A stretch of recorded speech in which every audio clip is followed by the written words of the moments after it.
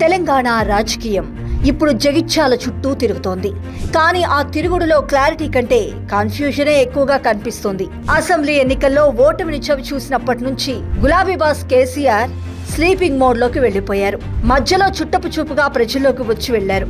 గత ఎన్నికల్లో ప్రజలు తిరస్కరించినప్పటి నుంచి జనానికి పూర్తిగా దూరమైన కేసీఆర్ ప్రజల మీద అలిగినట్టుగా ప్రజా సమస్యలను గాలి కొదిలేసి తన ఫామ్ హౌస్ కే పరిమితమయ్యారు. కోట్లాది రూపాయల జీతబత్యాలు తీసుకుంటూ కనీసం అసెంబ్లీకి వచ్చి బాధ్యతాయుతమైన ప్రతిపక్ష పాత్రను కూడా పోషించలేదు. ప్రజలు తనను ప్రతిపక్షంలో ఉండు అని తీర్పు చెబితే ఆ ప్రజాస్వామ్య విలువల్ని సైతం పట్టించుకోలేదు. అప్పుడు లేనిది ఇప్పుడు హఠాత్తుగా జగిత్యాల సభతో జనంలోకి వస్తున్నారు. అంటే అది కేవలం తన రాజకీయ ఉనికి కోసమే తప్ప ప్రజల పట్ల ప్రేమతో కాదు. కేవలం అవసరాల కోసమే జనం ముందుకు రావటం ఆయన నైజం. అయితే ఇంతవరకు బాగానే ఉన్నా అసలు సమస్య ఇక్కడే మొదలైంది. ఈ సభ ఒకరికి పండుగలా మరొకరికి మంటలా ఉందనే టాక్ మొదలైంది.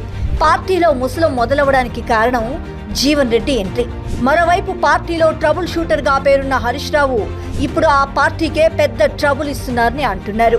జీవన్ రెడ్డి రాకను మొదటి నుంచి వ్యతిరేకిస్తున్న హరీష్ సభకు డుమ్మా కొట్టి రహస్యంగా ఢిల్లీ ఫ్లైట్ ఎక్కటం ఇప్పుడు స్టేట్ పాలిటిక్స్ లో హాట్ టాపిక్ గా మారింది.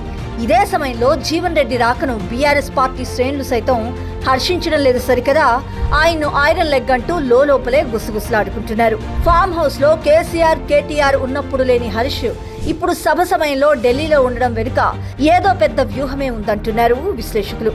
మరోవైపు కవిత కొత్త పార్టీ పెడుతున్నారన్న వార్తలు గులాబీ కోటలో మంట పెడుతుంటే ఇటు జీవన్ రెడ్డి ఎపిసోడ్ ఆ మంటపై పెట్రోల్ పోసినట్లయింది. పార్టీ అంటే జెండా కాదు, నమ్మకం. ఆ నమ్మకమే సడలితే కారు టైర్లు ఊడడం ఖాయమని చర్చలు మొదలయ్యాయి.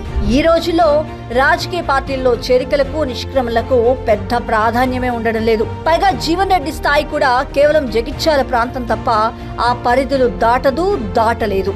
మరెందుకింత హంగామా?